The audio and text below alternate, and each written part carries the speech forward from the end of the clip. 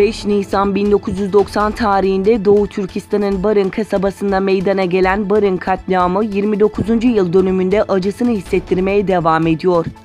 Barın halkı, Çin'in bölge halkının bekasına yönelik büyük tehdit oluşturan aile planlaması adı altında başlatılan doğum yasağı siyasetinin kaldırılması ve Çinlilerin Doğu Türkistan'a gayrimeşru göçü ve yerleşiminin durdurulması gibi bir takım haklı taleplerini dile getirmişti.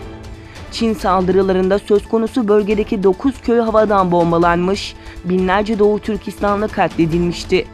Görgü tanıklarının ifadelerine göre de beşikte yatmakta olan bir bebeğin vücudunda 77 adet mermi izine rastlanmıştı. Bu katliamın 29. yıl dönümünde tüm şehitlerimizi rahmetle ve minnetle yad ediyoruz. Barın katliamı yıl dönümünde Doğu Türkistan için yürüyüşler gerçekleştiriliyor. ABD'de ikamet eden Uygurlar ve ülkedeki çeşitli sivil toplum kuruluşları başta olmak üzere dünyanın dört bir yanından gelen Doğu Türkistanlılar ve gönül dostları bugün başta Barın katliamı olmak üzere günümüzde Doğu Türkistan'daki Çin zulmü ve ceza kamplarını protesto etmek için meydanlara akın etti.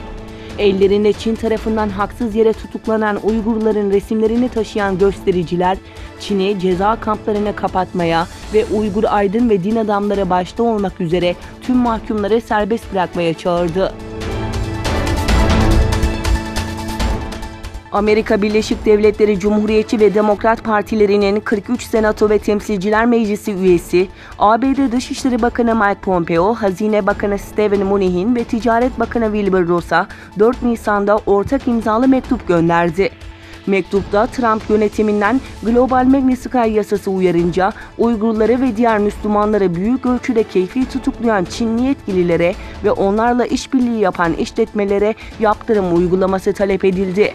Ortak mektupta belirtilen yaptırımlar arasında Sincan Özerk Bölgesi Komünist Parti Komitesi Sekreteri de yer alıyor. ABD Başkanı Donald Trump, Çin ile yürütülen ticaret müzakerelerine ilişkin iki ülke için muazzam bir şeye haftalar kaldığı öngörüsünde bulundu. Trump, Çin ve ABD müzakere heyetleriyle Oval Ofis'te basına yaptığı açıklamada "Gidecek yolumuz var ama çok uzak değil" diyerek bugüne kadar birçok konuda mutabakat sağlandığını, hemfikir olunacak az mesele kaldığını söyledi. Rusya Devlet Başkanı Vladimir Putin acil bir şekilde Rusya Güvenlik Konseyi'ni topladı.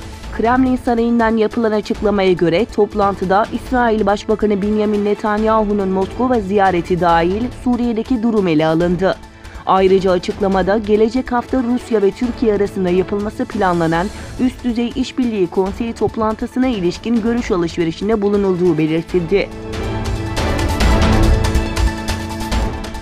Çin hükümeti Doğu Türkistan'da Uygur ve Kazak Türklerini delilsiz yargılamaya devam ediyor.